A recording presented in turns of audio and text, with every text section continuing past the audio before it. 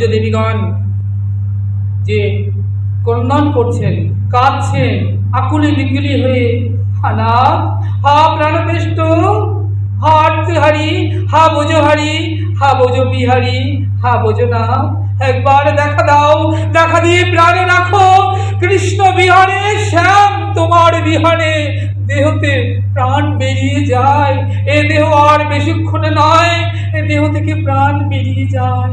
কোথা গেলে শ্যাম পাই, কাহা গেলে কৃষ্ণ পাই, একবার দেখা দাও প্রাণনাথ। তাদের এমন আকুলি বিকুলি ক্রন্দন, এমন তাদের হেঁচকি উঠতে শুরু করলো না, গোবিন্দ আর থাকতে পারলেন না। কৃষ্ণ প্রাপ্তির একটাই মন্ত্র কি জানো? জেনে নাও, কৃষ্ণ প্রাপ্তির একটাই মন্ত্র। গোবিন্দ কিসে প্রসন্ন হয়? যে গোলক থেকে ভুলোকে তরা করে নেমে আসবেন। কিভাবে? এক হচ্ছে তুলসী দল, আর দু হচ্ছে দুফোঁটা নয়নের জল। তুমি চন্দনে তুলসী মেখে যেই গোবিন্দ চরণে দেবে, গোবিন্দ অতি প্রসন্ন হয়ে যাবে। এই সংসারে সর্বসার লক্ষ কোটি উপচারে গোবিন্দকে সেবা দাও না, গোবিন্দ কিছুই প্রসন্ন হন না। একটা তুলসী দল দিলে গোবিন্দ যত প্রসন্ন হন, আর দু ফোঁটা নয়ন জল। কৃষ্ণ কথায় যদি তোমার নয়নস্তু না বয়, হলো না, পাষাণ সব হৃদয়। হা কৃষ্ণ বলে কেঁদে কেঁদে যখন ভক্ত ডাকে, হে প্রভু তুমি এসো, আমার তো ভজনই হলো না, আমার তো যাজন নেই, যোজন নেই, সাধন নেই, ভজন নেই, কিছু নেই, দয়া করো হে হরি, একবার কৃপা করো। ভক্ত যখন আকুলি বিকুলি হয়ে কাঁদতে থাকে, গোবিন্দ আসে। গোবিন্দ বলে, জানো আমি বিশ্বব্রহ্মাণ্ডের অধীশ্বর বটে, কিন্তু ভক্ত যখন চোখের জলে আমায় ডাকে, তখন আমি না এসে পারি না, আমাকে সব ছেড়ে আসতেই হয়। আর এই ব্রহ্মাণ্ডে কিনে আমার তাকে দেওয়ার মতো। যারা সাধন ভজন করে না, তারা ভগবানের কাছে অর্থ টাকা করি চায়, বিষয় চায়। আর যারা সাধক সাধন করে, তারা এইসব তুচ্ছ বস্তু চায় না। বলছে একটু কৃষ্ণ প্রেম ধন দাও, আমাকে ভজনে দিয়ে ভজনে রাখো। আমি যেন ওই তোমার রাঙা চরণ ছাড়া না হই, আমি যেন তোমার ভক্ত চরণ ছাড়া না হই, তোমার নাম ছাড়া না হই, তোমার সৎসঙ্গ সাধুসঙ্গ কৃষ্ণ কথা ছাড়া না হই। যতদিন বাঁচবো তোমার এই নামের মধ্যে যেন মেতে রই। দেহ ছেড়ে চলে যাব তো যাব, আমি একা যাব না, ও শ্যাম তোমাকে সাথে করে নিয়ে যাব। যতদিন থাকবো তোমাকে সাথে করে এই হৃদয় মন্দিরে বসিয়েছি, চিরকাল তোমার হৃদয় মন্দিরে রাখবো। যেদিন দেহ ছেড়ে চলে যেতে হবে, সেদিন তো আমি একা যাব না, তোমাকেও সাথে করে নিয়ে যাব। ভক্তের এই আকুলতা। তাহলে গোবিন্দ কোথায় থাকেন? হৃদয় মন্দিরে। আর আমরা কি করছি হৃদয় মন্দিরে? যা গোবিন্দের ভোগ লাগে না, অখাদ্য কুখাদ্য, হৃদয় মন্দিরে প্রবেশ করছি। আর কণ্ঠে রয়েছে বৃন্দা দেবী ভক্তি মহারানী দাঁড়িয়ে দাঁড়িয়ে। তাহলে বৃন্দা রানী ভক্তি মহারানীর কৃপা না হলে গোবিন্দকে কখনো লাভ করা যায় না মা। তাহলে দ্বারে আছে কে? বৃন্দা রানী। তাহলে দ্বার থেকে তোমাকে হৃদয়ে যেতে হবে। মনে রাখবে, जैसे आहार सैसे ব্যবহার সৈসে বিহার। এত ক্রোধ, এত রাগ, এত হিংসা, এত লোভের কারণ কি? আহার। যতক্ষণ না আহার শুদ্ধি হবে, ততক্ষণ ভগবত প্রেম উদয় হবে না। যতই নাম করো, যতই মালা জপো, নাথিং, কিচ্ছু হবে না। আহার শুদ্ধি সবার প্রথমে। আহার শুদ্ধি হবে। যা ভগবানকে ভোগ না লাগিয়ে তুমি যদি সেবা পাও, যে কোনো বস্তু, সেটা হবে চোদ্য বৃত্তি। এই সংসারের সকল বস্তু তার বস্তু আমরা চুরি করে নিজে খাচ্ছি। নিজের ছেলের জন্য ফল বাজার থেকে নতুন কাপড় বস্ত্র এনে পরাচ্ছি। আরে মন্দিরে রয়েছে গোপাল, তুমি মা যশোমতী, তোমার ছেলেটা ওখানে একটা বস্ত্রে পড়ে আছে বছরের পর বছর। ওই নোংরা দেখতে পাও না? একটা নতুন বস্ত্র এনে পরাতে পারো না?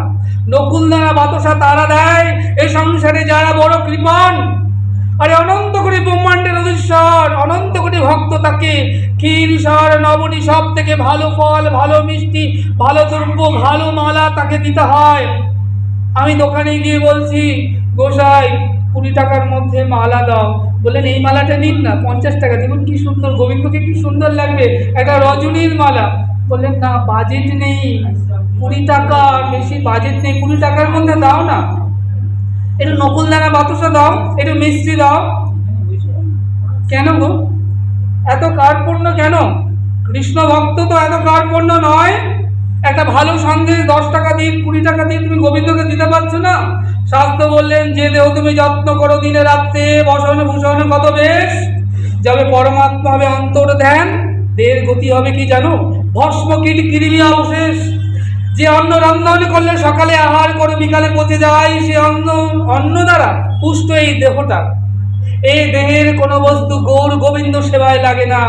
একমাত্র গুরুদেব যদি কাকে কৃপা করে, এই লোহার দেহটা সোনার দেহে পরিণত হতে পারে। তখন আছিলাম কীট, কীট মানে মলের পোকা, লাগিত বড় মিট, কেন মলের মধ্যে মল খেতাম, তাই বলেন আছিলাম কীট, লাগিত বড়ই মিট, গুরুদেব কান্তি ধরে গৌর গোবিন্দ পদে বাঁধি দিলা গীত। ওরে পালাবি কোথায়, এই নে তোর ভজন দিলাম, আজ থেকে তুই এই গৌর গোবিন্দ সেবা কর, কৃষ্ণ প্রসাদ পা, নানান তীর্থে ভ্রমণ কর, হরিকথা হরিবাসর, সৎসঙ্গে সাধু সঙ্গে মেতে রহ। যদি সদ্গুরু হয়, আর অসৎগুরু হলে বলবে মা ঠিক আছে খাচ্ছ, খেতে থাকো, একটা সময় খেতে খেতে দেখবে তোমার এই খাওয়ার নেশা চলে যাবে, একটা সময় দেখবে তুমি যা করছো করো, একটা সময় দেখবে তোমার ওই ঠিক ভক্তি হবে। কোনো দিনও হয় না। ওমা, আগামীকাল সকালের প্রভাতের সূর্য উদয় তুমি দেখবে, বুকে হাত দিয়ে বলতে পারো? বলতে পারো? তাহলে কালকে কি হবে আমি জানি না। এসেছিলাম জীবনের সকালবেলা, সকাল থেকে বিকাল হলো, বিকাল থেকে দুপুর হলো, দুপুর থেকে সন্ধ্যা হলো, রাত। আর কতক্ষণ থাকবে সংসারে? তোমাকে তো যেতে হবে। সৎকর্ম, পুণ্যফল, হরিভজন, সৎসঙ্গের দ্বারা যেটুকু কর্মফল অর্জন হয়েছে তার দ্বারা নির্ধারণ হবে নেক্সট শরীরটা, নেক্সট দেহটা। নাহলে আবার ওই মলের কীট, পশু পাখি, কীট পতঙ্গ হয়ে আবার সংসারে 84 লাখ জনই ভ্রমণ করতে হবে।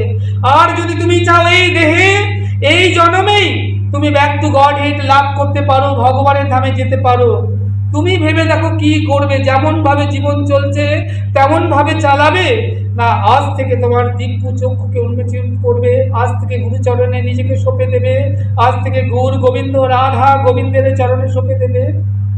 তাই জন্য দরকার সৎসঙ্গের অবশ্যই।